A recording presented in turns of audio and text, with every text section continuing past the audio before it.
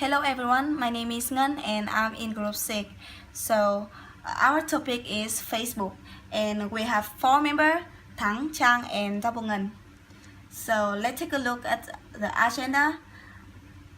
The Facebook at a glance, the value proposition, revenue model, market strategy, market opportunities, management team, organizational depth, create competitive environment and competitive advantage.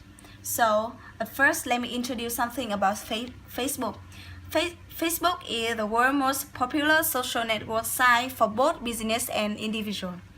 Facebook was created in 2004 by a Harvard student named Mark Zuckerberg. And at first, the membership was limited in Harvard student only, but now it was spread out all over the world, and there are over 400 million active users all over the world, and they are and 70% of them is outside of US. And the way that Facebook works is really simple and easy to use. So move to the value proposition. There are 5 key elements. The first is focus on impact. So to have the biggest impact, we make sure that we always focus on solving the most important thing. And the next is move fast and break things. So the idea, if you are never break anything, you are not moving fast enough. So third is be bold. They said that the riskiest thing is to take no risks. So the Facebook encourage everyone to make the bold decision, even if it mean being wrong sometime. And be open. So they believe that the more open world is the better world, because everyone with more information will take a better decision and have the more and strong impact. And the last is build social value. They expect every user to focus on how to build the real value for the world in everything they do every day.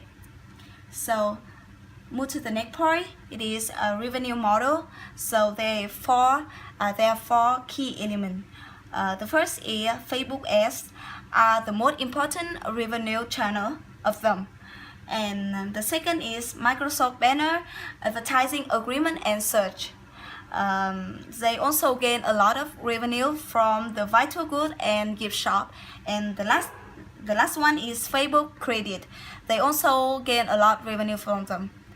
So that's all about my present. Alright, so now we move to market opportunity for Facebook. With the fast growing of the world technology, more and more social network platforms were born. Facebook is facing more and more competition than ever before. However, according to some economic experts, Facebook's future is nothing but certain. This part is about to analyze Facebook market opportunity to grow. The first thing is Facebook core market. Facebook main target markets are countries with above median internet penetration rates, reaching anywhere between 25 to 60% of the population. Facebook growth efforts is likely to focus on these countries where the market size remains large and there is continued opportunity to grow revenue per user. The second thing is the rising of shopping online and payment support too. Facebook is one of the first name shoppers or store owners look for when they want to buy something or to set up a store. Some of the product galleries include a buy button, which allows the entire shopping process to be completed within Facebook. The third thing is Facebook has one big advantage is social graph. It's know what brand you love and what your friends are buying. Facebook had complete control over its user newsfeed. It can stick whatever it wants in there. This brings a huge advantage over its advertising field. Last but not least, Facebook owns the 2 messenger kings of the market. So they have huge market opportunities. So here's how Facebook generate its market strategy. We can have the first one is Facebook the strategy is reserved around public content, video, and outlets, which are the main key support for Facebook advertising to grow, as you can see on the slide. The second one is 5-year strategy. Facebook focus on its cluster of apps. These are Messenger, WhatsApp, Instagram, and search. These are the key elements for bringing more social interactions, which is the main reason why Facebook exists. And the last one is Facebook 10-year strategy. Internet.org is a long-term project for Facebook. The company plans to bring affordable access to selected internet service to less developed countries, which is the potential market for e-commerce in the future. And now let's move to the next part. My name is Thang, and today I will tell you about the next two key elements of an e-commerce business model, which are management team and organizational development. So, talking about management team, you can easily recognize Mark Zuckerberg, his father, chairman, and chief executive officer. Mark founded Facebook in 2004. Since then, he has been responsible for setting the overall direction and product strategy for the company. He leads the design of Facebook service and development of its core technology and infrastructure. The lady next to Mark Zuckerberg is Sheryl Sandberg. She is the Chief Operating Officer of Facebook. Her responsibility is to oversee the firm's business operation, which includes human resource department, platform department, mobile department, advertising and global operation, group engagement, mobile department, and global marketing solution department. Prior to Facebook, Sheryl was key people in work biggest firms such as Google as its vice president of global online sales and operations, McKinsey as a management consultant, or World Bank as its economist. Next is Dave Wagner. He is Chief Financial Officer of Facebook. He leads the finance, facility, and information technology teams.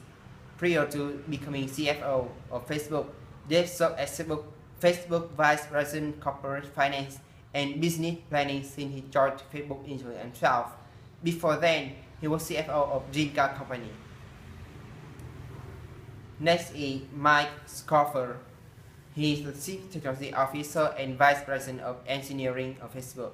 Mike is responsible for harnessing the organization's culture of speed, creativity, and exploration to build products, service, and infrastructure that support the more than 1 billion people worldwide who use Facebook. The final key person of Facebook is Chris Cox, the Chief Product Officer of Facebook. Chris leads Facebook product management, design, and marketing functions globally. His responsibility is to in charge of the core products and features that set the social experience for the over 1.2 million Facebook users monthly. Chris joined Facebook in 2005 as a software engineer and had built the first versions of key Facebook features, which include Newsfeed. He then became the Director of Human Resources, where he set the tone of Facebook culture and drove the development of its mission, value, and people strategy.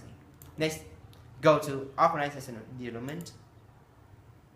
Facebook has a typical tall structured organization, though Mark Zuckerberg has his own special way to lead his enterprise to success. First, Facebook operates as a company in two halves.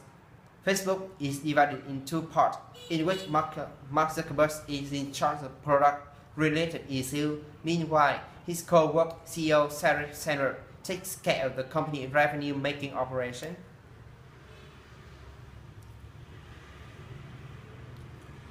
Zuckerberg always in charge of the product. Well, yeah. CEO of Mark Zuckerberg is the only one who has the final word about the product.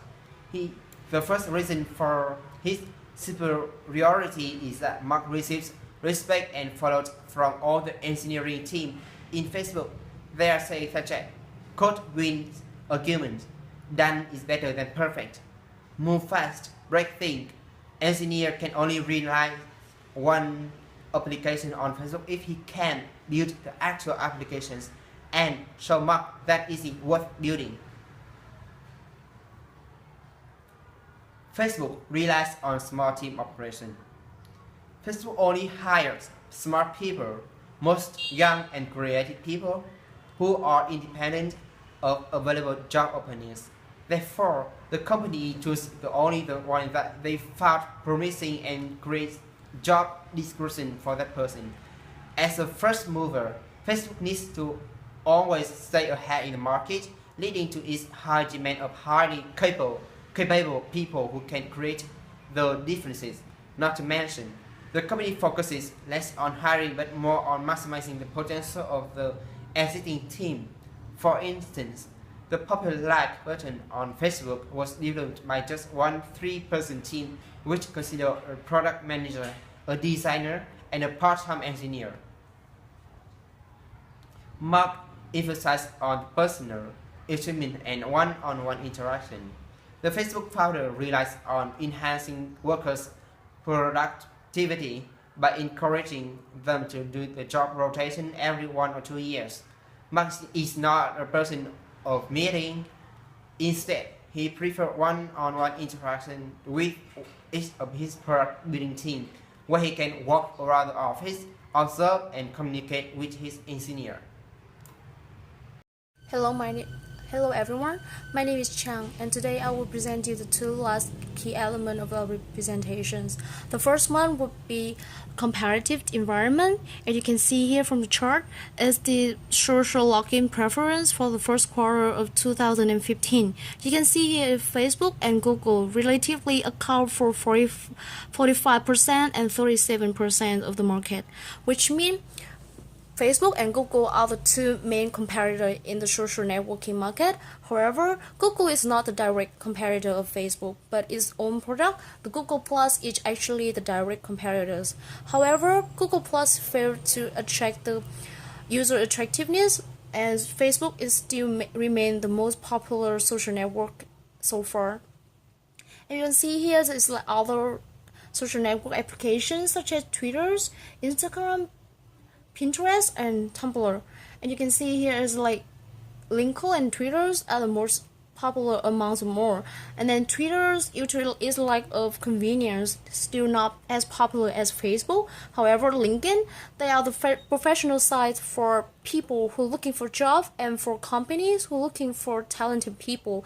So in the future, LinkedIn would somehow take the place of the Facebook for the older generations, and later for the Instagram, the product of the Facebook, also is going to gain the younger generations, because now teenager and tween prefer to use Instagram instead of Facebook due to its privacy. Next, I will take you to the comparative advantages of Facebook. You can see here, Facebook has the competitives as a first mover of the market. Also, it has another advantages such as design.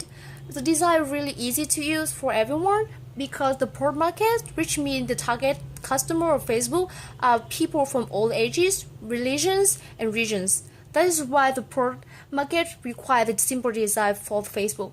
And then we have the activity focus and the transactions. That means Google always wants to maximize the interactions between users in Facebook, so you can enjoy not just like personal activity, you can also enjoy the musical activity, or you can try to find job on Facebook also.